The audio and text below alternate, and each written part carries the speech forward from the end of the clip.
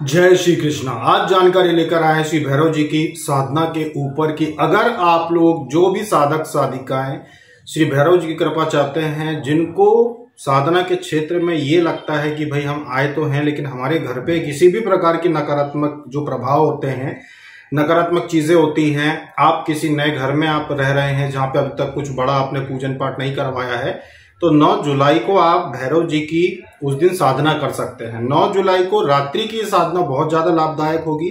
रात्रि में जो भी व्यक्ति, जो भी साधक या साधिका भैरव जी का कम से कम 51 माला का जाप करेगा और अगले दिन सुबह होने के पहले यानी कि सुबह 7 बजे से पहले पहले उनका चाहे तो आप हवन भी कर सकते हैं, नहीं तो मंदिर में प्रसाद चढ़ा के आ सकते हैं। हवन नहीं कर सकते जो कोई बात नहीं, मंदिर में आप जो भी मंदिर, जैसे कि माता का कोई भी मंदिर हो आसपास, तो भैरव जी का भी स्थान होता है, तो वहां पर आप प्रसाद चढ़ा कर आ सकते हैं। और अगर उस दिन ना चढ़ा के आ सके तो अगले पूरे सप्ताह में, जैसे 9 तारीख को रविवार है तो पूरे सप्ताह में कभी भी, या शनिवार को भी जाके आप उसी सप्ताह में, रविवार को आपने साधना की तो शनिवार को जाकर आप भैरव जी के मंदिर में प्रसाद चढ़ा सकते हैं। रात्रि का ये जो जप रहता है, ओम भम भैरवाय नमः मंत्र का आपको जाप करना होगा। इस एक रात्रि में भैरव जी की सिद्धि हो जाती है, एक रात्रि में भैरव जी की सिद्धि हो जाती है। इसके लिए आपके पास कोई भी रुद्राक्ष की माला हो, रुद्राक्ष की माला से आप 51 माला जाप कर सकते हैं 9 तारीख की रात को।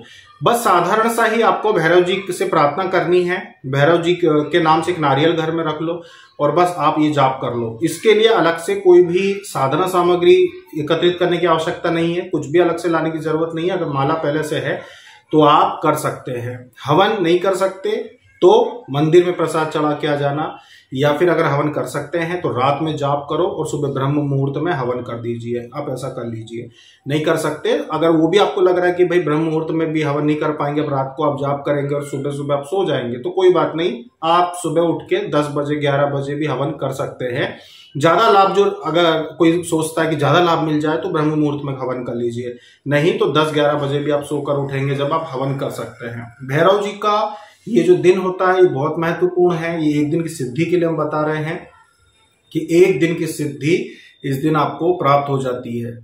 रात भर आप जाप करो 9 तारीख को, 9 जुलाई को कालाष्टमी के नाम से भी लोग जानते हैं कि भाई इस दिन काल भैरव की पूजा आराधना और साधना खास करके की जाती है।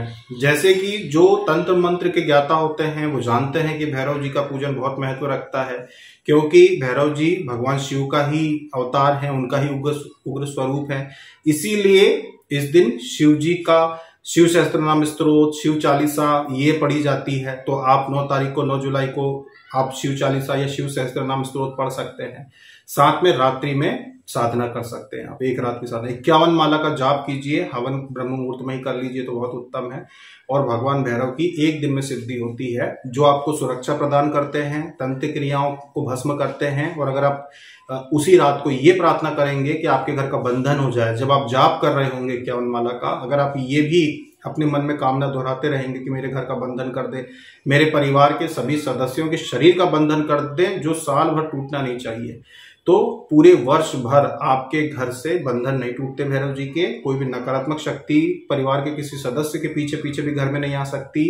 कोई क्रिया करने का भी प्रयास करता है तो वो भी आपके घर पर असर नहीं करेगी। इसीलिए जो भगवान भैरव की 9 जुलाई को साधना करना चाहते हैं वो रात्रि साधना कीजिएगा। रात को आप 8 बजे, 9 बजे, 10 बजे बैठ जाना जाप करने के लिए, और सुबह तक का आपके पास समय है, ब्रह्म मुहूर्त तक आप हवन कर लीजिएगा। तो ये थी जानकारी कालाष्टमी के ऊपर भगवान भैरव की सिद्धि के लिए, कि जो लोग करना चाहते हैं उनको 21 दिन करने की आवश्यकता नहीं है, एक रात में ही सिद्धि हो जाएगी भैरव जी की। अभी तक के लिए इतना ही। जय श्री कृष्ण।